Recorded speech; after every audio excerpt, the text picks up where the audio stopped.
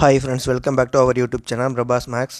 இந்த வீடியோவில் என்ன பார்க்க போகிறோம் அப்படின்னா, ரீசெண்டாக பார்த்தீங்கன்னா ரயில்வே ரெக்ரூட்மெண்ட் போர்ட்லேருந்து ஆர்பிஎஃப்க்கான எஸ்ஐக்கும் கான்ஸ்டபிளுக்கான நோட்டிஃபிகேஷன் வந்து ரிலீஸ் பண்ணியிருக்காங்க. 4660 வேகன்சி வந்திருக்கு. இந்த ரெக்ரூட்மெண்ட்டுக்கான எப்போ வந்து அப்ளை பண்ணலாம், ஓகேவா, அப்புறம் வந்து குவாலிஃபிகேஷன் என்ன, ஏஜ் லிமிட் என்ன, ரெக்ரூட்மெண்ட் ப்ராசஸ் என்ன, அதுக்கப்புறம் ரெஃபரன்ஸ் புக் எதை வச்சு படிக்கலாம் அப்படின்ற பற்றி தான் வந்து இந்த வீடியோக்குள்ளே பார்க்க போகிறோம். வாங்க வீடியோக்குள்ளே போகலாம். ஓப்பனிங் டேட் ஆஃப் அப்ளிகேஷன் வந்து 15/4/2024. க்ளோசிங் டேட் வந்து பார்த்திங்கன்னா 14/5/2024. கரெக்டாக வந்து ஒரு மாதம் கொடுத்துருக்காங்க. இதில் எதுவும் மாடிஃபிகேஷன் பண்ணணும் அப்படின்னா 15/5/2024லேருந்து 24/5/2024க்குள்ளே நீங்கள் வந்து மாடிஃபிகேஷன் வந்து பண்ணிக்கலாம். ஒரு சம்மரியாக பார்த்தோம் அப்படின்னா, ஆர்பிஎஃப் எஸ்ஐக்கு வந்து 452 வேகன்சி விட்டுருக்காங்க. அதோட பேசிக் பே பார்த்திங்க அப்படின்னா லெவல் 6 35,400. சேலரி வந்து பார்த்திங்க அப்படின்னா உங்களுக்கு 50,000 ப்ளஸ் வந்து வரும். அடுத்து வந்து பார்த்திங்க அப்படின்னா ஏஜ் லிமிட்டு 1/7/2024 அன்னைக்கு 20 to 28 வயசுக்குள்ளே இருக்கணும். அப்படி இல்லை அப்படின்னா உங்களுக்கு வந்து ஏஜ் ரிலாக்ஸேஷன் வந்து கேட்டகரி வைஸ் வந்து வரும், ஓகேங்களா. அதுக்கப்புறம் பார்த்திங்கன்னா எஜுகேஷன் குவாலிஃபிகேஷன் வந்து ஆர்பிஎஃப் எஸ்ஐக்கு வந்து கிராஜுவேஷன் எனி டிகிரி வந்து படிச்சிருக்கணும். மெடிக்கல் ஸ்டாண்டர்ட் பார்த்தோம்னா B1. இதே வந்து ஆர்பிஎஃப் கான்ஸ்டபிளுக்கு பார்த்திங்க அப்படின்னா 4208 வேகன்சி. இதோட பேசிக் பே வந்து லெவல் 3 வரும், 21,700. சேலரி வந்து பார்த்திங்க அப்படின்னா உங்களுக்கு 30,000க்கு மேலே வரும், ஓகேவா. ஏஜ் லிமிட் பார்த்தோம் அப்படின்னா 18லேருந்து 28 வயசுக்குள்ளே இருக்கவங்க அப்ளை பண்ணலாம். ஏதோ கேட்டகரியில் வரவங்க எக்ஸஸாக வந்து ஓபிசி அப்படின்னா ஒரு 3 இயர்ஸ் அந்த மாதிரி ஏஜ் ரிலாக்ஸேஷன் வந்து இருக்குது. அதை வந்து அதை வச்சு நீங்கள் வந்து அப்ளை பண்ணிக்கலாம். இதோட எஜுகேஷன் குவாலிஃபிகேஷன் என்ன பார்த்தோம் அப்படின்னா 10th பாஸு, மெடிக்கல் ஸ்டாண்டர்ட் வந்து B1. ஃபஸ்ட்டு எஸ்ஐக்கு பார்த்தோம் அப்படின்னா 20லேருந்து 28 வயசுக்குள்ளே இருக்கணும். அதுக்கு வந்து அப்பர் லிமிட் வந்து கொடுத்துருக்காங்க. டேட் ஆஃப் பர்த்து 2/7/1996க்கு முன்னாடி வந்து பிறந்திருக்கக்கூடாது. இதே வந்து அன்ரிசர்வ்டு எக்கனாமிக்கலி வீக் செக்ஷனுக்கு வந்து ரிலாக்ஸேஷன் கிடையாது. ஓபிசி நான் கிரிமிலேயராக இருந்தால் அப்படின்னா 3 வருஷம் ரிலாக்ஸேஷன் இருக்குது. எஸ்சி எஸ்டினா வந்து 5 வருஷம் அந்த மாதிரி வந்து ரிலாக்ஸேஷன் இருக்குது. அதுக்கேற்ற மாதிரி நீங்கள் வந்து அப்ளை பண்ணிக்கலாம். இதே மாதிரி கான்ஸ்டபிளுக்கு பார்த்தீங்க அப்படின்னா 18லேருந்து 28 வயசு. அது வந்து ஏஜ் ரிலாக்ஸேஷன் வந்து நமக்கு வந்து கொடுப்பாங்க. கேட்டகரியை பொறுத்து ஏஜ் ரிலாக்ஸேஷன் வந்து நமக்கு கொடுப்பாங்க.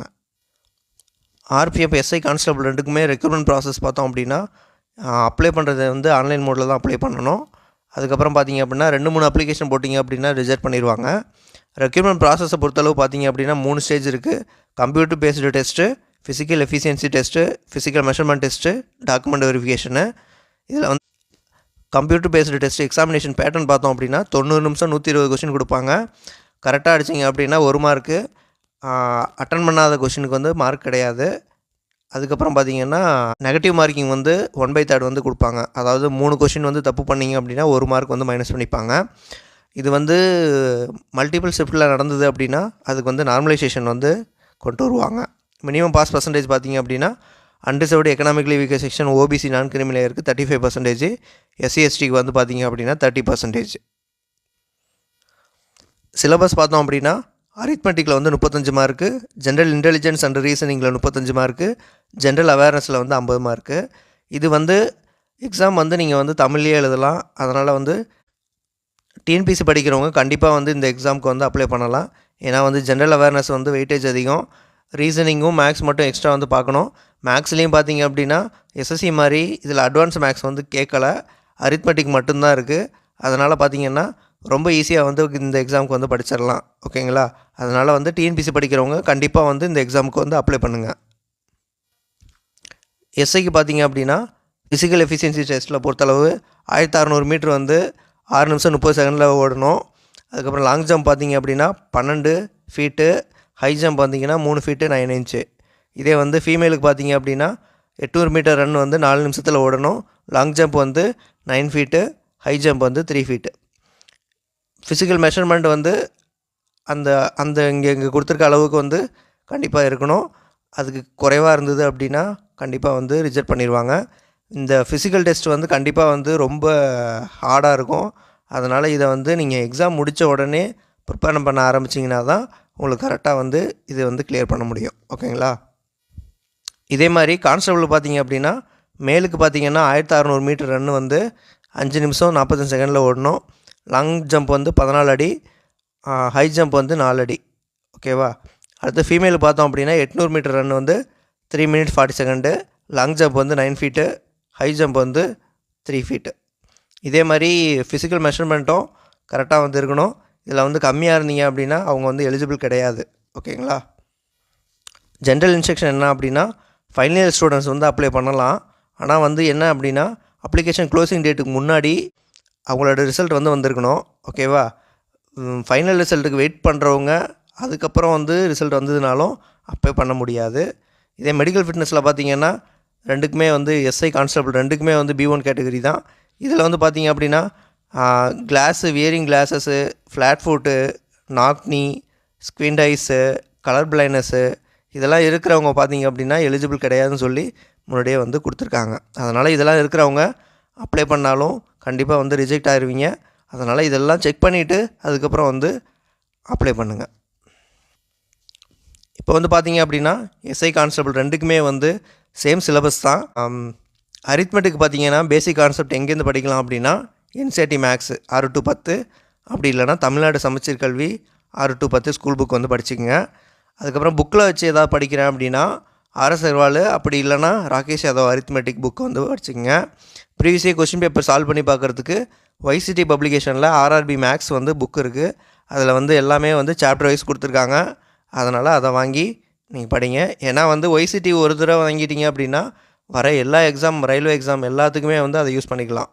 அது வந்து maths, reasoning, GK, science 4 book தனித்தனியாக இருக்குது. நாளையுமே நீங்கள் ஒரு டைம் பர்ச்சேஸ் பண்ணிட்டீங்க அப்படின்னா நீங்கள் எல்லா ரயில்வே எக்ஸாமுக்கும் அதை வந்து படிக்கிறதுக்கு யூஸ் பண்ணிக்கலாம். ஏன்னா மோஸ்ட்லி வந்து காமன் சிலபஸ் தான் எல்லாத்துக்குமே வருது.